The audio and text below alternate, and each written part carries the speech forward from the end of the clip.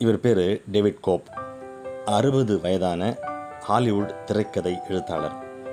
இவருக்கு என்ன சிறப்புனா, இவர் ஒரு படத்துக்கு திரைக்கதை எழுதுறதுக்கு 50 கோடி ரூபா வாங்குறாரு. அப்படி ஏன் வாங்குறாருன்னா, இதுக்கு முன்னாடி அவர் எழுதின படங்கள்லாம் அவ்வளோ பெரிய ஹிட்டு. ஸ்பைடர்மேன் கதை இவர் எழுதுனது தான். இண்டியானா ஜோன்ஸ் அந்த திரைக்கதையும் டேவிட் கோப் தான் எழுதினார். அது மட்டும் இல்லை, பேனிக் ரூம் படத்தோடைய திரைக்கதை எழுதினவரும் டேவிட் கோப் தான்.